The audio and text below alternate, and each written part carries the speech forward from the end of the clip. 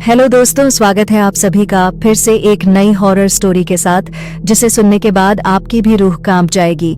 अगर ये वीडियो बच्चे देख रहे हैं तो कृपया करके बिल्कुल भी ना देखें। हो सकता है कि ये वीडियो देखने के बाद उनको डर लगे। ये जो स्टोरी है शिवा नाम के लड़के की है, जिसे सरकटा ने बहुत ही ज्यादा परेशान किया था। काफी दिनों तक तो आप इस स्टोरी को सुनिए, आपको काफी ज्यादा मजा आएगा और डर भी लगेगा। अगर आप हमारे चैनल पर न्यू है तो चैनल को सब्सक्राइब करें और शुरू करते हैं हम आज की इस स्टोरी को। शिवा का गांव, जिसे लोग शांति गांव के नाम से जानते थे, एक छोटे से हरे भरे स्थान पर बसा हुआ था। चारों ओर घने पेड़, चिड़ियों की चहचहाहट और छोटे छोटे खेतों की खुशबू थी। गांव के लोग एक दूसरे के साथ मिलजुल कर रहते थे और हर त्योहार पर खुशियां मनाते थे। शिवा का बचपन सरल और खुशहाल था। वह एक किसान परिवार में जन्मा था, जहां उसके माता पिता मेहनत करके अपने छोटे से खेत से परिवार का भरण पोषण करते थे। शिवा की माँ एक अच्छी रसोइया थी, जो हमेशा स्वादिष्ट दाल चावल और सब्जियां बनाती थीं। उसके पिता गांव के प्रमुख लोगों में से एक थे, जो हमेशा गांव के कल्याण के लिए काम करते थे। बचपन में शिवा का दिन सुबह सुबह सूरज की पहली किरण के साथ शुरू होता। वह अपने दोस्तों के साथ खेतों में दौड़ता, आम, अमरूद और जामुन तोड़ता और खेतों के बीच खेलता। गांव के बच्चे अक्सर मिलकर क्रिकेट खेलते या नदी के किनारे जाकर तैराकी करते। शिवा का सबसे अच्छा दोस्त मोहन हमेशा उसके साथ होता। दोनों की दोस्ती इतनी गहरी थी कि हर परेशानी और खुशी में वे एक दूसरे का सहारा बनते थे। गांव का वातावरण हमेशा उत्सवों और मेलों से भरा रहता था। दिवाली, होली और मकर संक्रांति जैसे त्योहारों पर पूरे गांव में रौनक रहती। लोग एक दूसरे के घर जाकर मिठाइयां बांटते और बच्चों के चेहरे पर खुशी देखने लायक होती। शिवा और मोहन इन त्योहारों का बेसब्री से इंतजार करते थे। शिवा के दिमाग में हमेशा एक जिज्ञासा थी। वह आसपास के जंगलों की कहानियां सुनता, जो गांव के बुजुर्गों द्वारा सुनाई जाती थीं। ये कहानियां उसे और अधिक आकर्षित करती थीं और वह अक्सर जंगल में जाकर नई जगहों की खोज करता। लेकिन उसे यह भी समझ आता था कि जंगल में कई खतरनाक चीजें भी हो सकती हैं। गांव के बाहर एक पुरानी चाय की दुकान थी, जहां गांव के बड़े लोग अक्सर मिलते थे। वे अपनी अपनी कहानियां सुनाते और शिवा भी चुपचाप सुनता रहता। वह सोचता, क्या एक दिन मैं भी इन कहानियों का हिस्सा बनूंगा। शिवा का बचपन न केवल खुशियों से भरा था, बल्कि उसमें कई सीखें भी थीं। उसकी जिज्ञासा, साहस और उसके गांव की संस्कृति ने उसे मजबूत और संवेदनशील बनाया। वह जानता था कि उसके सामने एक लंबा सफर है और उसे अपने गांव और अपने लोगों की रक्षा करनी है। उसके जीवन की इस यात्रा की शुरुआत गांव के अनजाने रहस्यों से जुड़ी थी, जो उसे एक दिन एक अनोखे साहसिक कार्य की ओर ले जाएगी। ये कहानी एक पुराने गांव की है, जहां अंधविश्वास और प्राचीन कथाओं का बोलबाला था। उस गांव के पास एक घना जंगल था, जिसे लोग सरकटा जंगल कहते थे। गांव के बुजुर्गों का कहना था कि इस जंगल में एक खतरनाक आत्मा घूमती है, जिसे सरकटा कहा जाता है। कहते हैं उसका सिर नहीं था और वह सिर्फ उन लोगों को ढूंढता था जो अंधेरे में अकेले जंगल से गुजरते थे। शिवा, गांव का एक युवा लड़का, इन बातों पर कभी विश्वास नहीं करता था। वह निडर था और अक्सर अजीब अजीब कहानियों को मजाक समझता था। एक रात जब गांव में किसी के रिश्तेदार की शादी थी, शिवा ने अपने दोस्तों के साथ शराब पी और हंसी मजाक करने लगा। दोस्तों ने उसे सरकटा जंगल से गुजरकर गांव के दूसरे छोर पर स्थित शिव मंदिर तक जाने की चुनौती दी। नशे में धुत शिवा ने इस चुनौती को स्वीकार कर लिया। दोस्तों ने भी उसे रोकने की कोशिश की, लेकिन वह अड़ गया। अर्धरात्रि के करीब शिवा अकेला जंगल की ओर चल पड़ा। चांदनी रात थी, परंतु जंगल की घनी छाया ने रास्ते को और भी डरावना बना दिया था। हवा में एक अजीब सी ठंडक थी और सन्नाटा ऐसा कि उसके कदमों की आहट भी गूंज रही थी। कुछ दूर चलते ही अचानक उसे एक अजीब सी आहट सुनाई दी। पहले उसने इसे अपना भ्रम समझा, लेकिन जब आहट उसके ठीक पीछे आने लगी तो उसके रोंगटे खड़े हो गए। शिवा ने पलट कर देखा, परंतु वहां कुछ नहीं था। वह हंसते हुए आगे बढ़ा, लेकिन तभी उसने एक खौफनाक आवाज सुनी। ये आवाज किसी सिर कटे व्यक्ति की चीख की तरह थी। उसका दिल जोर जोर से धड़कने लगा। जब उसने ध्यान से देखा तो उसे सामने से एक परछाई आती दिखी। परछाई धीरे धीरे पास आ रही थी, लेकिन उस परछाई का सिर नहीं था। शिवा के पैर मानो जाम हो गए। वह भागने की कोशिश करने लगा, लेकिन उसके पैर जमीन में जैसे धंस गए थे। वह चीखना चाह रहा था, पर उसकी आवाज गले में ही अटक गई। सामने सरकटा था, सिरविहीन भूत। उसकी बिना सिर की आकृति भयानक और डरावनी थी। वह धीरे धीरे शिवा की ओर बढ़ रहा था। शिवा ने पूरी ताकत लगाकर भागने की कोशिश की, पर उसका शरीर मानो बेजान हो गया था। सरकटा के कदमों की आहट उसके दिल की धड़कन से तेज हो रही थी। जैसे ही सरकटा शिवा के करीब आया, अचानक उसकी पकड़ ढीली पड़ गई और उसने एक तेज चीख मारी। शिवा ने देखा कि पास के पेड़ से एक साधु उतर रहा था, जो उस भूत को मंत्र पढ़कर रोक रहा था। साधु ने भूत को बांधते हुए कहा, इस जंगल में मत आना, यह भूमि श्रापित है। शिवा ने डर से कांपते हुए साधु को धन्यवाद दिया और गांव की ओर भागा। जब वह गांव पहुंचा तो उसने कभी पीछे मुड़कर उस जंगल की ओर नहीं देखा। लेकिन कहते हैं, उस रात के बाद शिवा की हिम्मत और उसकी हंसी कहीं खो गई थी। वह हमेशा डर के साए में जीता रहा, क्योंकि उसे पता था एक बार जिस पर सरकटा की नजर पड़ जाए, वह उसे कभी नहीं छोड़ता। शिवा ने उस रात के बाद कई दिनों तक अपने दोस्तों से बात नहीं की। उसका मन हमेशा बेचैन रहता था। उसकी आंखों के नीचे काले घेरे बढ़ते जा रहे थे, क्योंकि वह अब रात में सो नहीं पाता था। हर बार जब वह आंख बंद करता, उसे वही सिरविहीन भूत दिखाई देता। सरकटा का भयानक चेहरा, या यूं कहें कि बिना चेहरा, हर तरफ उसके आसपास मंडराता रहता था। उसे लगता था कि सरकटा अभी भी उसके पीछे है, उसे ढूंढ रहा है और कभी भी वापस आ सकता है। गांव के लोग अब उसकी हालत देख चिंता में थे। गांव के बुजुर्गों ने उसे मंदिर जाने और भगवान से माफी मांगने की सलाह दी, लेकिन शिवा जानता था कि यह साधारण बात नहीं थी। उसे लगा कि सरकटा ने उसे छोड़ दिया था, लेकिन उस जंगल की आत्मा अब उसके साथ जुड़ गई थी। उसका डर अब उसके जीवन का हिस्सा बन गया था। एक दिन गांव के एक बुजुर्ग ने उसे बताया कि जिस साधु ने उसकी जान बचाई थी, वह साधारण साधु नहीं था। उस साधु का नाम अघोरनाथ था, जो आत्माओं से बातें करने की शक्ति रखता था। उन्होंने शिवा को अघोरनाथ के पास जाने और अपनी समस्या का समाधान पूछने की सलाह दी। शिवा ने सोचा, अगर कोई उसे इस श्राप से मुक्त कर सकता है तो वह अघोरनाथ ही होगा। शिवा अगले दिन सुबह तड़के अघोरनाथ के पास गया, जो गांव से थोड़ी दूर पहाड़ी के ऊपर एक कुटिया में रहते थे। जब शिवा वहां पहुंचा तो अघोरनाथ पहले से ही उसका इंतजार कर रहे थे। उनके चेहरे पर अजीब सी गंभीरता थी। उन्होंने शिवा से कहा, तुमने सरकटा के श्रापित जंगल में कदम रखा, अब वह तुम्हारे साथ बंध चुका है। शिवा ने कांपते हुए पूछा, क्या मेरे पास कोई रास्ता है इससे छुटकारा पाने का? अघोरनाथ ने गंभीरता से कहा, सरकटा एक पुरानी आत्मा है, जिसका सिर उसके जीवन में ही काट दिया गया था, और उसकी आत्मा अब भी उस सिर की तलाश में भटक रही है। जो भी उसकी ओर आकर्षित होता है, वह उसे अपने साथ बांध लेता है, ताकि वह उसके जरिए अपने सिर को पा सके। लेकिन इसका समाधान है, तुम उस जंगल में फिर से जाओ जहां तुमने उसे देखा था।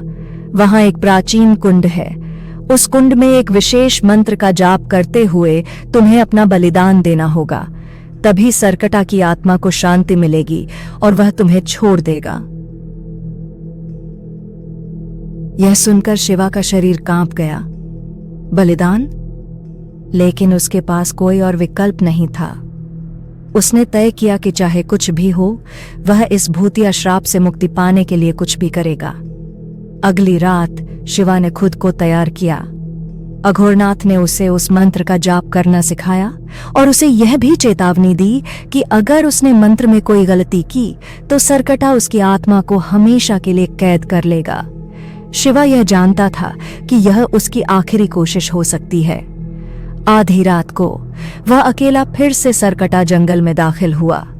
हर पेड़ और हर झाड़ी उसे डरावनी लग रही थी। अचानक उसने देखा कि वही सिरविहीन परछाई दूर से उसकी ओर बढ़ रही है। इस बार सरकटा पहले से भी ज्यादा तेजी से आ रहा था। शिवा जानता था कि उसके पास बहुत कम समय है। वह भागता हुआ उस कुंड तक पहुंचा जिसे अघोरनाथ ने बताया था। कुंड के पानी में चांद की हल्की रोशनी चमक रही थी, पर वहां का माहौल अजीब और भयानक था। जैसे ही वह कुंड के पास बैठा, उसने मंत्र का जाप शुरू किया। उसकी आवाज कांप रही थी, पर वह मन में सोच रहा था कि उसे गलती नहीं करनी है। सरकटा अब उसके बेहद करीब था। उसके कदमों की आवाज अब साफ सुनाई दे रही थी। शिवा का दिल तेजी से धड़कने लगा, पर उसने अपना ध्यान मंत्र पर ही केंद्रित रखा। जैसे जैसे वह मंत्र पूरा करता गया, वैसे वैसे कुंड का पानी हिलने लगा।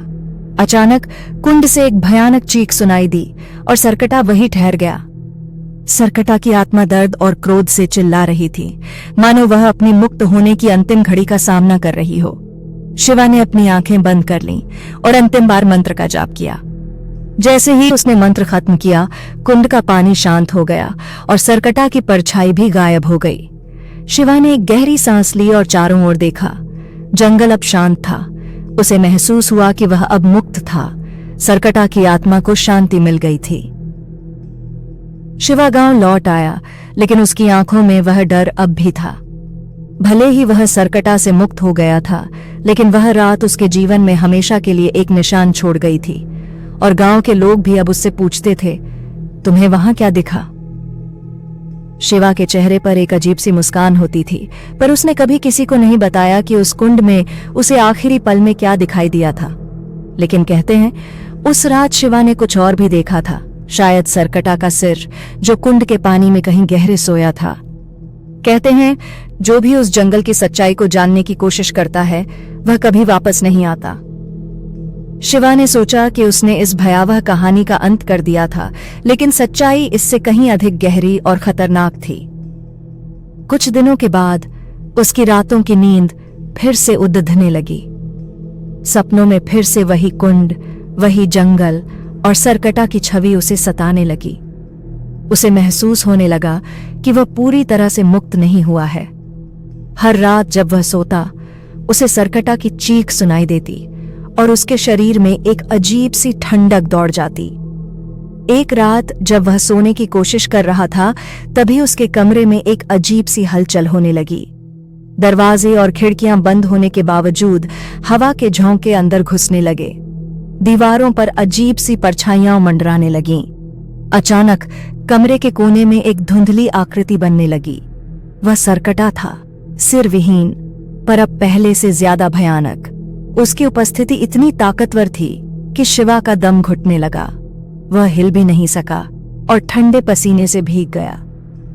सरकटा की परछाई अब उसके बेहद करीब आ गई थी।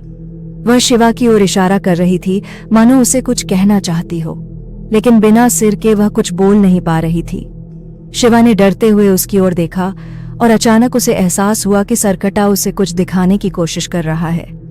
उसकी उंगली एक दिशा की ओर इशारा कर रही थी, जंगल की ओर। शिवा समझ गया कि सरकटा अभी भी अपनी खोज पूरी नहीं कर पाया है। वह जंगल में कुछ ऐसा था जिसे वह ढूंढ रहा था और शिवा से जुड़ा रह गया था। अब उसे उस जगह वापस जाना था जहां से यह सब शुरू हुआ था। अगले दिन शिवा ने गांव के कुछ बुजुर्गों से बात की, लेकिन कोई उसकी मदद करने को तैयार नहीं था। सब उसे पागल समझ रहे थे, परंतु गांव के एक बहुत पुराने संत कैलाश बाबा ने उसकी बात सुनी। उन्होंने बताया कि सरकटा की कहानी सदियों पुरानी है, लेकिन असल कहानी बहुत कम लोगों को पता है। कैलाश बाबा ने शिवा को बताया कि सरकटा एक प्राचीन राजा था, जो अपने समय में एक शक्तिशाली योद्धा था। युद्ध के दौरान उसकी गद्दारी से उसका सिर काट दिया गया था, लेकिन उसकी आत्मा उस समय से अब तक अपने सिर की तलाश में भटक रही है। राजा का सिर किसी ने कुंड के गहरे पानी में फेंक दिया था और उसे वहां से निकालने की कोई हिम्मत नहीं कर पाया था। अगर तुम उसकी आत्मा को पूरी तरह से शांत करना चाहते हो, कैलाश बाबा ने कहा, तो तुम्हें वह सिर ढूंढना होगा और उसे सही तरीके से अंतिम संस्कार देना होगा। बिना उसके सरकटा हमेशा तुम्हारे साथ बंधा रहेगा। शिवा ने घबराहट और भय के बीच यह चुनौती स्वीकार की। उसे पता था कि उसे इस डरावनी कहानी का अंत खुद करना होगा। अगली रात शिवा फिर से जंगल की ओर निकला। इस बार वह अकेला नहीं था। कैलाश बाबा ने उसे एक मंत्र दिया था और अपने साथ कुछ औषधियां दी थीं, जो आत्माओं से बचाव के लिए बनाई गई थीं। शिवा ने अपने अंदर की डर को दबाकर कुंड के पास पहुंचा। वहां का माहौल बेहद भयानक था। कुंड का पानी अब भी सर्द और गहरा था। शिवा ने मंत्र का जाप करते हुए पानी में छलांग लगा दी। जैसे ही वह पानी में उतरा, उसे महसूस हुआ कि कुंड का पानी साधारण नहीं था। पानी के अंदर एक अलग ही दुनिया थी और हर तरफ घने अंधेरे में कुछ आकृतियां उसे घूर रही थीं। वह तैरता हुआ कुंड के गहरे तल तक पहुंचा। तल पर उसे एक पुरानी टूटी हुई ताबूत जैसी संरचना दिखी। जैसे ही उसने उस ताबूत को छुआ, पानी में हलचल मच गई। अचानक कुंड के पानी में से एक प्राचीन तलवार उभरी और इसके साथ ही एक पुराना सिर जो शायद सदियों से वहीं पड़ा था। शिवा को समझ में आ गया कि यह वही सिर था जिसका इंतजार सरकटा की आत्मा कर रही थी। तभी कुंड के पानी में अजीब सी हरकत शुरू हो गई। शिवा ने सिर को उठाया और तेजी से पानी से बाहर निकला। जैसे ही वह बाहर आया, सरकटा की आत्मा वहां प्रकट हो गई। उसकी बिना सिर की परछाई अब उसके सिर की ओर देख रही थी। उसकी आंखों में क्रोध और दर्द साफ दिखाई दे रहा था, लेकिन शिवा ने हिम्मत जुटाई और वह सिर सरकटा की ओर बढ़ा दिया। सरकटा की आत्मा धीरे धीरे शांत होने लगी। उसने धीरे से शिवा की ओर देखा और उसकी परछाई उस सिर के साथ विलीन हो गई। कुंड का पानी भी अब शांत हो चुका था। शिवा ने सिर को अंतिम संस्कार के लिए तैयार किया, जैसा कि कैलाश बाबा ने उसे बताया था। उसने पूरे रीति रिवाज के साथ सरकटा की आत्मा को मुक्त किया। जैसे ही अंतिम संस्कार हुआ, पूरे जंगल में एक अजीब सी शांति फैल गई। शिवा को अब महसूस हुआ कि सरकटा की आत्मा हमेशा के लिए शांत हो चुकी थी। वह श्राप जो सदियों से जंगल पर मंडरा रहा था, अब खत्म हो चुका था। शिवा अब वापस अपने गांव लौट गया, लेकिन उस रात के बाद वह कभी भी पहले जैसा नहीं रहा। उसकी आंखों में एक अजीब सी गहराई आ गई थी, जैसे उसने कुछ ऐसा देख लिया हो जो इंसानी आंखों को नहीं देखना चाहिए। गांव के लोग अब उससे डरते थे, क्योंकि वे जानते थे कि वह जंगल की सच्चाई जान चुका था, एक सच्चाई जो सदियों तक छिपी रही थी। शिवा ने अब अकेले जीवन जीना शुरू कर दिया। वह गांव में कभी किसी से बात नहीं करता था और अक्सर चुपचाप जंगल की ओर देखता रहता था। लेकिन एक बात पक्की थी, सरकटा की आत्मा अब हमेशा के लिए सो चुकी थी और उसके साथ शिवा के जीवन का वह खौफनाक अध्याय भी खत्म हो चुका था। लेकिन कहते हैं जंगल की कहानियां कभी खत्म नहीं होती। वहां अब भी लोग कहते हैं कि सरकटा की परछाई कभी कभी चांदनी रात में जंगल के आसपास दिखाई देती है, मानो वह अपने पुराने जीवन के कुछ टुकड़े ढूंढ रहा हो।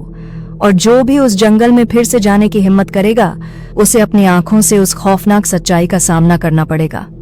शिवा को अब यह एहसास हो चुका था कि सरकटा की आत्मा को मुक्त करने के बावजूद कुछ ऐसा था जो अभी भी उसकी छाया में छिपा हुआ था। गांव में सबने मान लिया कि यह भूतिया कहानी समाप्त हो चुकी है, परंतु शिवा की रातें अब भी सुकून भरी नहीं थीं। उसकी आंखों में अजीब सा दर्द और बेचैनी थी, मानो कोई अदृश्य शक्ति अब भी उसके चारों ओर मंडरा रही हो। एक रात जब शिवा अपने घर की छत पर लेटा हुआ था, अचानक उसे हवा में वही अजीब सी सर्दी महसूस हुई जो उसने सरकटा से पहली बार सामना करते समय महसूस की थी। उसके चारों ओर एक अनजाना डर घिरने लगा और उसने सुना किसी ने उसका नाम पुकारा, बहुत धीमी मगर साफ आवाज में। यह कोई इंसानी आवाज नहीं थी।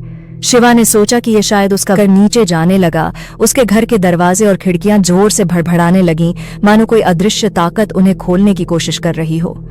शिवा डर से कांपने लगा। उसने अपने घर का हर दरवाजा और खिड़की बंद करने की कोशिश की, लेकिन यह सब बेअसर हो गया। तभी उसके सामने अचानक सरकटा की वही सिरविहीन परछाई प्रकट हो गई, मगर इस बार कुछ अलग था। वह पहले की तुलना में ज्यादा विशाल और खौफनाक लग रही थी। सरकटा की आत्मा एक बार फिर उसकी ओर बढ़ रही थी, लेकिन अब उसके इशारे और भी भयानक हो चुके थे। वह शिवा को एक बार फिर से जंगल की ओर बुला रहा था। शिवा अब तक समझ नहीं पा रहा था कि उसने जो कुछ किया, उसके बाद भी क्यों सरकटा की आत्मा उसका पीछा कर रही है। उसने तो कुंड से सिर निकालकर अंतिम संस्कार कर दिया था, फिर यह क्यों हो रहा था? शिवा ने कैलाश बाबा के पास जाने का फैसला किया। अगली सुबह वह बाबा के आश्रम पहुंचा और पूरी घटना उन्हें बताई। कैलाश बाबा उसकी बात सुनकर चिंतित हो गए। उन्होंने बताया, तुमने सरकटा का सिर तो प्राप्त कर लिया और उसकी आत्मा को मुक्ति भी दे दी, लेकिन जंगल के अंधेरे रहस्यों को तुमने अभी पूरी तरह से नहीं समझा। वह जंगल केवल सरकटा से जुड़ा नहीं था, वहां एक और पुरानी शक्ति है जो इस जंगल पर राज करती है। शिवा ने विस्मय से पूछा, कौन सी शक्ति? कैलाश बाबा ने अपनी आंखें बंद करके कुछ देर ध्यान किया, फिर बोले, यह जंगल एक पुराने श्राप का शिकार है। जब सरकटा की मौत हुई थी तब उस वक्त के तांत्रिकों ने एक बेहद खतरनाक अनुष्ठान किया था, जिससे जंगल पर एक अंधेरा फैल गया था। सरकटा की आत्मा उसके सिर से जुड़ी थी, लेकिन एक दूसरी ताकत थी जो सरकटा के सिर को हमेशा कैद रखना चाहती थी। वह ताकत अब जाग चुकी है और यही तुम्हें वापस बुला रही है। शिवा ने बाबा से पूछा, अब मुझे क्या करना होगा? बाबा ने बताया, तुम्हें उस जंगल में एक अंतिम अनुष्ठान करना होगा। यह बेहद खतरनाक होगा, लेकिन यही एकमात्र तरीका है उस श्राप को खत्म करने का। अनुष्ठान के दौरान तुम्हें ध्यान रखना होगा कि कोई भी डर तुम्हें अपने काबू में न ले, वरना वह शक्ति तुम्हें हमेशा के लिए अपने वश में कर लेगी। शिवा ने साहस जुटाकर इस चुनौती को स्वीकार कर लिया। इस बार बाबा भी उसके साथ चलने को तैयार हो गए। दोनों ने अनुष्ठान के लिए आवश्यक सामग्री तैयार की और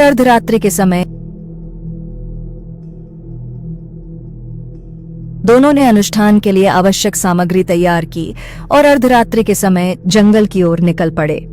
जंगल की अंधेरी रात में पहुंचकर दोनों ने एक विशेष स्थान की तलाश की जहां वह श्रापित अनुष्ठान हुआ था। वहां का वातावरण बेहद भयानक था। हर तरफ घने पेड़ जिनकी शाखाएं मानो आसमान को छू रही थीं, और हवा में एक अजीब सा सन्नाटा था जिसमें केवल सांपों की फुफकार और जानवरों की हल्की आवाजें सुनाई दे रही थीं। अचानक उस स्थान पर पहुंचते ही एक जोरदार बिजली चमकी और पूरे जंगल में एक भीषण आवाज गूंजने लगी। धरती हिलने लगी और सरकटा की वही सिरविहीन परछाई प्रकट हो गई। इस बार उसके साथ और भी आत्माएं थीं जो सैकड़ों सालों से उसी श्राप में बंधी हुई थीं। शिवा और बाबा ने मिलकर मंत्रों का जाप शुरू किया, लेकिन जैसे ही अनुष्ठान तेज हुआ, जंगल की ताकतों ने उनके खिलाफ और पत्थर उड़ने लगे। परछाइयां मानो शिवा और बाबा पर टूट पड़ने की कोशिश कर रही थीं। शिवा ने हिम्मत जुटाकर मंत्र का अंतिम चरण पूरा किया, लेकिन तभी एक भयानक दृश्य हुआ। जंगल के बीचों बीच जमीन फट गई और उसमें से एक भयानक राक्षसी आकृति बाहर निकल आई। यह वही प्राचीन तांत्रिक आत्मा थी जिसने जंगल पर श्राप लगाया था। चेहरे पर घृणा और क्रोध साफ दिख रहे थे। उसने शिवा की ओर इशारा किया और भयानक गर्जना के साथ कहा, तुमने मेरी शांति भंग की है, अब इस श्राप से कोई नहीं बच सकता। कैलाश बाबा ने शिवा से कहा, यह तुम्हारा अंतिम परीक्षण है, अगर तुम डरे तो सब खत्म हो जाएगा। शिवा ने अपने अंदर के भय को दबाया और राक्षसी आकृति की ओर बढ़ने लगा। उसने अपनी पूरी ताकत के साथ मंत्री, हर ताकत शिवा को निगल जाएगी, लेकिन उसने बिना रुके मंत्र जारी रखा। राक्षस की गर्जना तेज होती गई, लेकिन धीरे धीरे उसकी शक्ति कमजोर पड़ने लगी। अंत में शिवा की आवाज इतनी प्रबल हो गई कि राक्षस की आकृति धुंधली होने लगी और कुछ ही पलों में वह पूरी तरह गायब हो गई। जंगल एक बार फिर शांत हो गया। सरकटा की आत्मा और अन्य आत्माएं भी धीरे धीरे विलीन हो गईं। श्रापित जंगल का अंधकार अब हमेशा के लिए मिट चुका था। शिवा ने राहत की सांस ली और कैलाश बाबा ने उसकी पीठ थपथपाते हुए कहा, तुमने न केवल अपनी आत्मा को मुक्त किया, बल्कि उन अनगिनत आत्माओं को भी जो सदियों से इस श्राप में बंधी हुई थीं। अब यह जंगल फिर से शांतिपूर्ण हो जाएगा। शिवा और बाबा गांव लौट आए।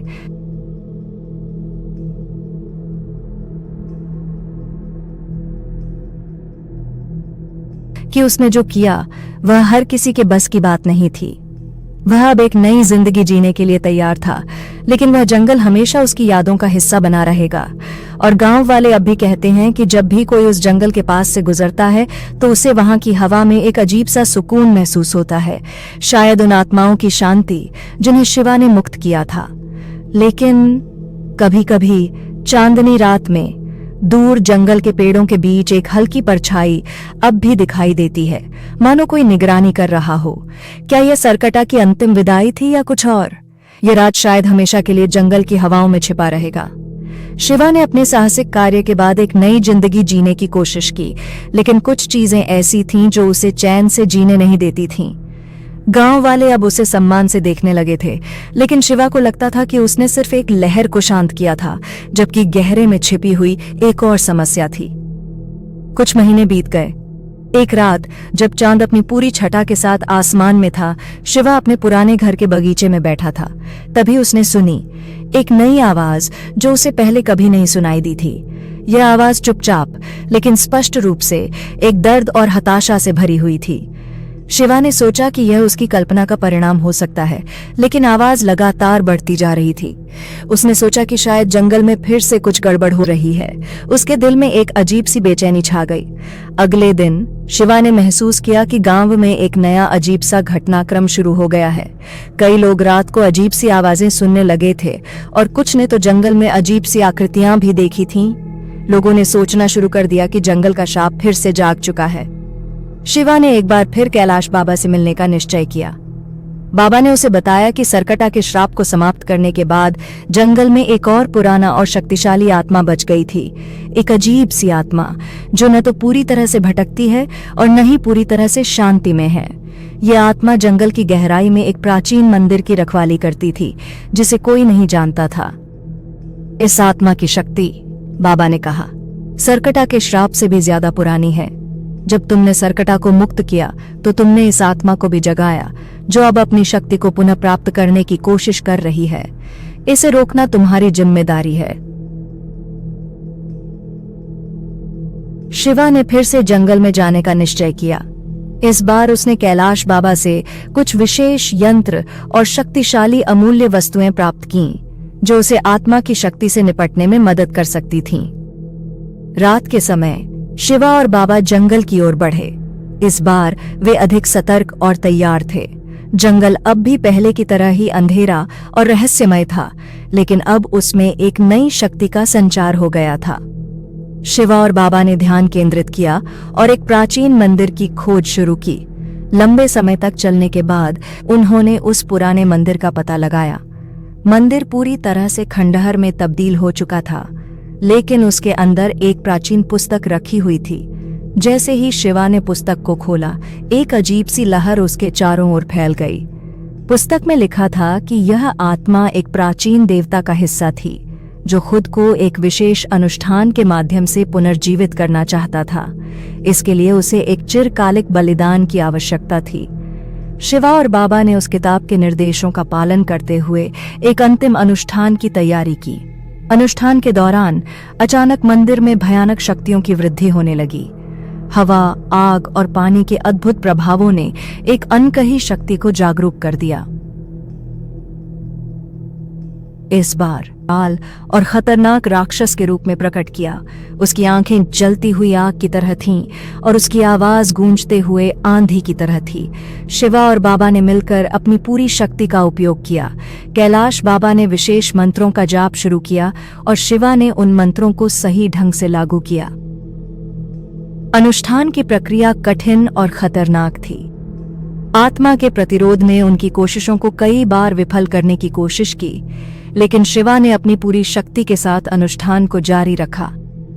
जैसे जैसे अनुष्ठान पूरा हुआ, राक्षस की आकृति धीरे धीरे धुंधली होती गई। मंदिर के भीतर की ऊर्जा संतुलित हो गई और जंगल में शांति की लहर फैल गई। शिवा और बाबा ने आत्मा के शांत होने का संकेत महसूस किया। मंदिर की शक्ति अब संतुलित थी और जंगल में फिर से शांति लौट आई। गांव में लौटकर शिवा ने महसूस किया कि अब जंगल की ताकतें पूरी तरह से शांत हो चुकी हैं। लोग अब निश्चिंत थे और जंगल भी अब एक सामान्य जगह की तरह दिखने लगा था। शिवा और कैलाश बाबा ने अपना काम पूरा किया, लेकिन शिवा ने यह महसूस किया कि इस अनुभव ने उसे एक नया दृष्टिकोण दिया था। अब वह जानता था कि शक्ति और शांति के बीच एक लगातार संघर्ष होता है और केवल साहस और धैर्य से ही किसी समस्या का सही समाधान निकाला जा सकता है। गांव में शिवा को एक हीरो के रूप में देखा जाता था, लेकिन उसने खुद को एक साधारण इंसान मानते हुए अपनी नई जिंदगी को एक नई शुरुआत के रूप में अपनाया। जंगल की भयानक रातें अब उसकी यादों में थीं, लेकिन उसने अपनी ताकत और साहस से एक बड़ा संघर्ष जीत लिया था, जो शायद हमेशा के लिए उसकी पहचान का हिस्सा रहेगा। और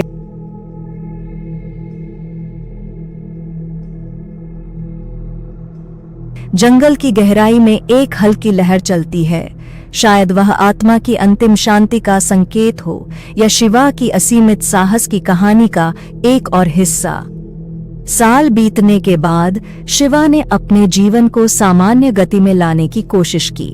गांव में शांति कायम हो गई थी और लोग अब उसे एक सम्मानजनक स्थिति में देख रहे थे, लेकिन अतीत की छायाएं उसे कभी कभी याद दिला देती थीं कि वह क्या अनुभव कर चुका है। एक दिन गांव के पुराने पुरातात्विक खुदाई के दौरान एक नई खोज की गई। खुदाई में एक पुराना दफनाया हुआ ताबूत मिला जिस पर अजीब और अनजाने प्रतीक उकेरे हुए थे। ताबूत को देखकर गांव के लोग समझ गए कि यह कोई साधारण चीज नहीं थी और यह खोज शिवा के पुराने अनुभवों से जुड़ी हो सकती है। शिवा को जब इसके बारे में पता चला तो वह तुरंत ताबूत देखने गया। ताबूत की ओर देखते हुए उसे उन प्रतीकों की याद आई जो उसने सरकटा के श्रापित जंगल में देखे थे। उसके दिल में देखिए मैं सा आनेरे देने का पौकासे से वसा सा अजीब सा डर फिर से जगा। ताबूत को खोलते ही एक भयानक हवा का झोंका आया और साथ ही एक पुरानी और कर्कश आवाज सुनाई दी, मानो ताबूत से एक प्राचीन आत्मा बाहर आ रही हो। ताबूत के अंदर एक पुराना ग्रंथ और एक तांत्रिक वस्तु रखी हुई थी जिनका आकार और बनावट बहुत ही अजीब था। शिवा ने ग्रंथ को ध्यान से पढ़ा और पाया कि यह एक प्राचीन जादुई अनुष्ठान का विवरण था जो एक शक्तिशाली आत्मा को पुनर्जीवित करने के लिए लिखा गया था। तांत्रिक वस्तु के बारे में भी लिखा था कि यह एक खास शक्ति को संचारित करने में सक्षम है, शायद एक खतरनाक शक्ति जो सरकटा के श्राप से भी अधिक शक्तिशाली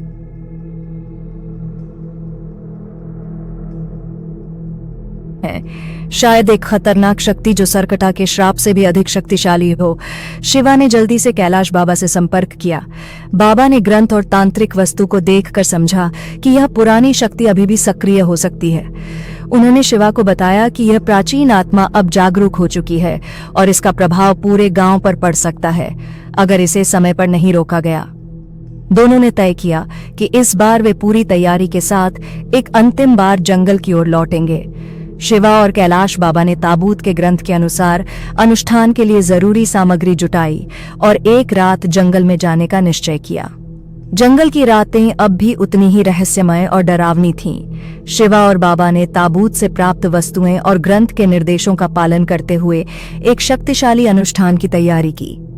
जैसे ही अनुष्ठान शुरू हुआ, हवा में एक अजीब सी गूंज और ऊर्जा फैलने लगी। सभी संकेत बताते थे कि प्राचीन आत्मा अब पूरी तरह से जाग चुकी थी। अचानक जंगल के अंधेरों से एक विशाल आकृति उभरी जिसकी आंखें लाल और जलती हुई थीं। यह आकृति इतनी शक्तिशाली थी कि शिवा और बाबा ने महसूस किया कि यह आत्मा सरकटा की तुलना में भी अधिक खतरनाक हो सकती है। जैसे जैसे अनुष्ठान का समय बढ़ा, आत्मा की शक्ति और बढ़ती गई। शिवा और बाबा ने कठिनाई के बावजूद अनुष्ठान जारी रखा। बाबा ने विशेष मंत्रों का जाप किया जबकि शिवा ने अपनी पूरी शक्ति का उपयोग किया। आखिरकार जब अनुष्ठान का अंतिम चरण पूरा हुआ, आत्मा की विशाल आकृति धीरे धीरे धुंधली होने लगी। जंगल की शक्ति में संतुलन लौट आया और एक गहरी शांति का अनुभव हुआ। शिवा और बाबा ने जंगल को फिर से शांति की ओर लौटता देखा। वे अब जानते थे कि इस बार उन्होंने गंभीर खतरे को रोका है। गांव में लौटकर शिवा ने महसूस किया कि गांव और जंगल में अब पूरी तरह से शांति है। शिवा की कहानी अब गांव में एक किंवदंती बन चुकी थी। वह एक हीरो के रूप में जाना जाता था, लेकिन उसने अपनी जिंदगी को हमेशा के लिए एक नई दिशा दी। वह जानता था कि शक्तियों और आत्माओं के बीच संघर्ष हमेशा चलता रहेगा, लेकिन उसने हमेशा के लिए इस बार शांति कायम की। वह अपने जीवन को शांति और संतोष के साथ जीने लगा, लेकिन जंगल की यादें और उन अंधेरे रातों का अनुभव उसे हमेशा याद रहेगा। गांव वाले अब भी जंगल के बारे में कहानियां सुनाते हैं और शिवा की साहसिकता का वर्णन करते हैं, एक ऐसा साहस जो एक अंधेरे फल रहा। जंगल की रातें अब भी कभी कभी रहस्यमयी और डरावनी होती हैं, लेकिन वे अब अधिक शांतिपूर्ण हो गई हैं। चांदनी रातों में जब जंगल की हवाएं चलती हैं, लोग अक्सर कहते हैं कि उनमें एक अजीब सी शांति महसूस होती है। शायद वह शक्ति और साहस की कहानी का एक और हिस्सा हो जो शिवा ने पूरी दुनिया को सिखाया। जंगल की रातों में आई शांति और सन्नाटा अब पूरे गांव में फैल चुका था। लोगों ने शिवा को असली नायक मानकर उसकी कहानियां बच्चों से लेकर बुजुर्गों तक सुनानी शुरू कर दी थीं। पर शिवा का मन पूरी तरह शांत नहीं था। उसके अंदर कहीं न कहीं एक अजीब सा डर बैठा हुआ था कि शायद कुछ और बड़ा अभी भी उसकी आंखों से छिपा हुआ है। एक दिन गांव के कुछ चरवाहे जंगल के किनारे मवेशियों को चराने गए थे।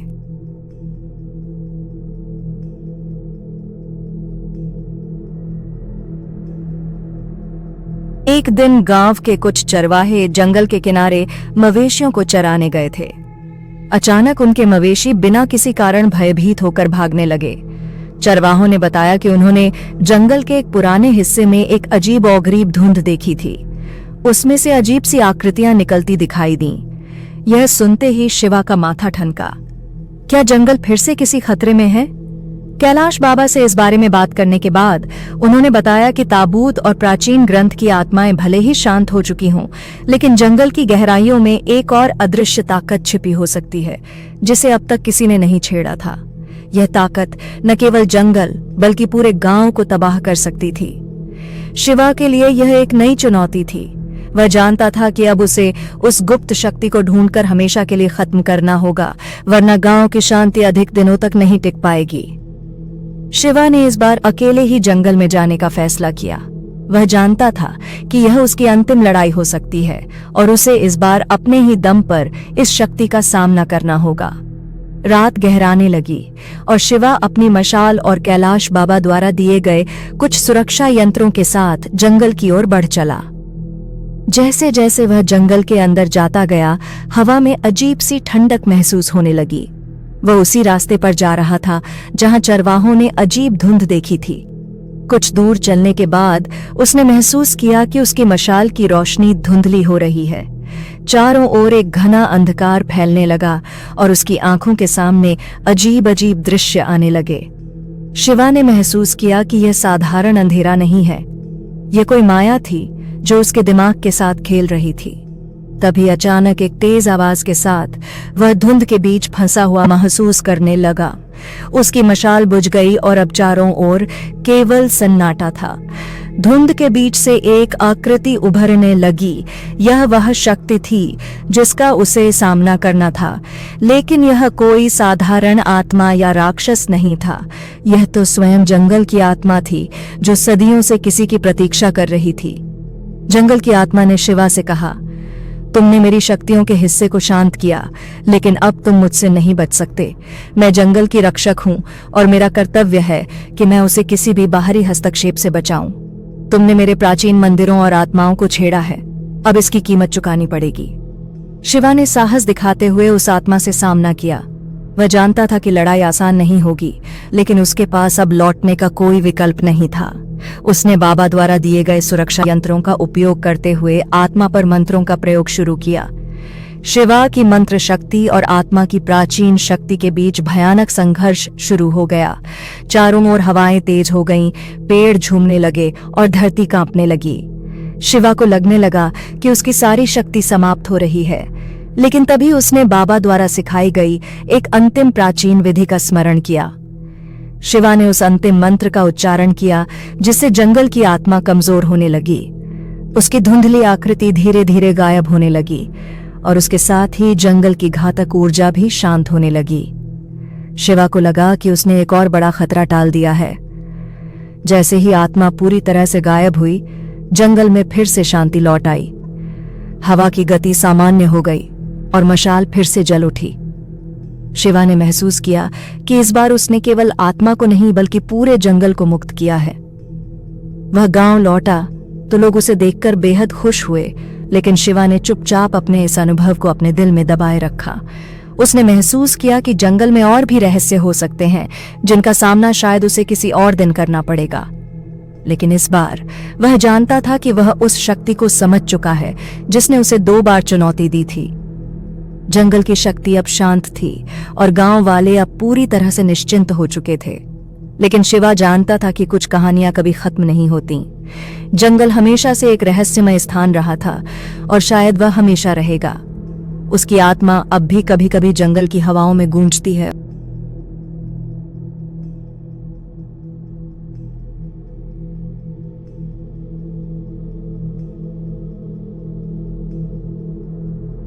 और चांदनी रात में लोग अब भी महसूस करते हैं कि वह कहीं ना कहीं अब भी वहां मौजूद है, शांत लेकिन सतर्क। तो दोस्तों, आज की स्टोरी आपको कैसी लगी हमें कमेंट बॉक्स में जरूर बताना। अगर आपके साथ भी ऐसी कोई घटना हुई है तो आप हमसे संपर्क कर सकते हैं। हम आपकी स्टोरी को भी अपनी वीडियो में लेंगे। तब तक के लिए बाय बाय, जल्दी से मिलते हैं एक और न्यू बेस्ट हॉरर स्टोरी के साथ।